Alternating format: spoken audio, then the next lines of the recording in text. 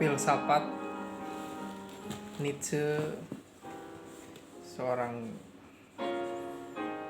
yang hidup di zaman romantik.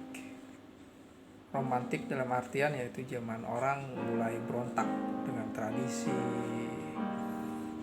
Mereka memiliki cara baru untuk menginterpretasi suatu kemapanan, bahkan berusaha untuk menilai kembali nilai yang sudah dianggap mapan. Romantik dalam seni bangunan atau dalam musik.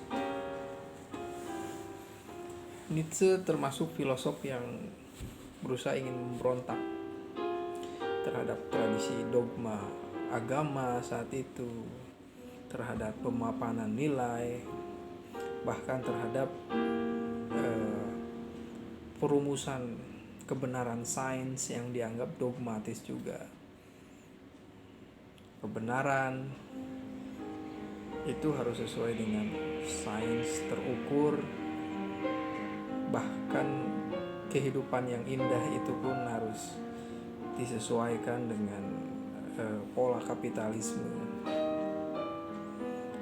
Nietzsche menyadari bahwa hidup manusia itu penuh dengan kepalsuan, dan tujuan dari manusia bagi Nietzsche itu untuk menemukan otentisitas dirinya. Apa sih yang dia inginkan? Suatu kebenaran berbicara pun masih belum kita terima kalau kita tidak mengalami hal itu. Jadi pengalaman yang bersifat personal, individual itulah kebenaran yang hakiki. Jadi bersama Nietzsche kita diajari untuk berpikir secara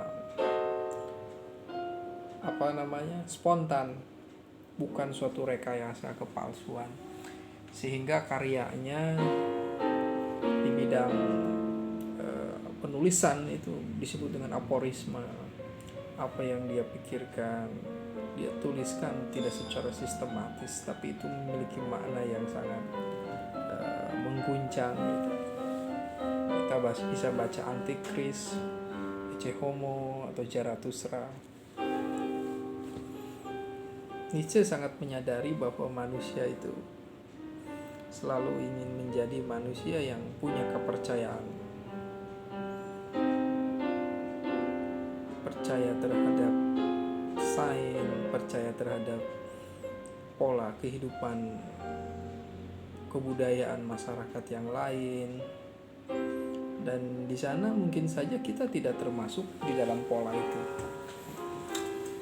Yang ingin dilawan oleh Nietzsche adalah tentu saja adalah dogmatisme. Selain dogmatisme, kita yang dilawan oleh Nietzsche itu adalah ketakutan. Orang itu untuk menjadi seorang eksistensialis itu berusaha harus bisa menghilangkan ketakutan. Belum apa-apa sudah takut, risau, cemas. Walaupun risau dan cemas itu adalah suatu bagian dari eksistensi manusia, kesadaran yang sangat mendalam dalam diri manusia, menyadari dirinya di dalam memahami tragedi gitu. Menikmati amor fati, menikmati keadaan yang sangat tidak menyenangkan, tragedi. Nietzsche membagi kebudayaan itu kan dengan cara baca Apollonian dan Dionysian. Di Apollonian itu kita melihat budaya sekeliling kita yang berusaha untuk menyembunyikan segala yang bersifat guncangan. Semuanya rapi, semuanya tertata, semuanya seolah bahagia, semuanya seolah terstruktur, semuanya ya tertata gitu, berbudaya, bahagia. Tapi bagi Nietzsche dilihat dari masyarakat Yunani, ada satu hal yang disembunyikan oleh orang Yunani, dan ini tentu saja disembunyikan oleh kita. Kita memiliki suatu sisi yang sangat traumatis, sisi ketakutan, kecemasan, bahkan kita histeria.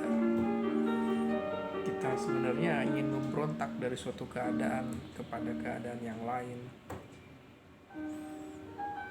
Jadi antara Apollonian dan Dionysian ini, kita ingin menjalani suatu hal secara rapi, pada sisi yang lain kita juga ingin memberontak. Ya, semua ini bagian dari perjalanan hidup kita. Lalu ketika kita sampai kepada suatu fase di mana kita harus menghadapi persoalan dalam hidup kita, kita ingin berharap persoalan yang kita hadapi itu selesai.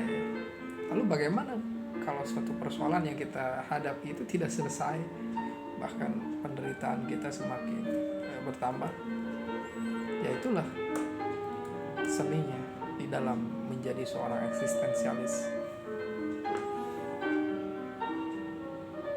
menyatakan ya kepada kehidupan apapun itu. Dan apa yang kita alami itu sesuatu yang itu real, hakikat yang nyata. Perumusan sains, dogma-dogma agama, baik itu kesenangan mengenai surga dan neraka, tapi kalau kita tidak mengalaminya, itu sesuatu yang belum real. Jadi pengetahuan itu adalah menjadi sesuatu yang hakiki saat kita bisa menginternalisasi dan kita mengalaminya, dan kita punya keputusan untuk menjalaninya. Dan seorang eksistensial itu berani untuk memutuskan dan berkomitmen terhadap hidup kita. Ini apakah ini suatu gejala etika?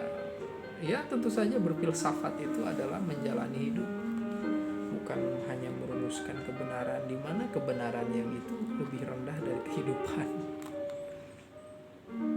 Mungkin dari sana kita bisa memahami bahwa alasan Nietzsche mengkritik Socrates, karena Socrates telah membiarkan kehidupan nyawanya itu hilang demi suatu rumusan kebenaran yang itu omong kosong. Itu adalah suatu arbitrer, suatu yang kesepakatan. Hidup kita ini bukan kesepakatan, hidup kita ini adalah suatu anugerah. Hidup kita ini anugerah, bukan kesepakatan yang menyebabkan kita hidup. Kita berkomitmen untuk mati, itu sesuatu yang tidak menghargai hidup. Jadi renungan terhadap filsafat Nietzsche ini adalah kita harus bisa menerima resiko sebagai subjek yang menjalani hidup dan berusaha mencari kebahagiaan kita sendiri bagaimanapun caranya.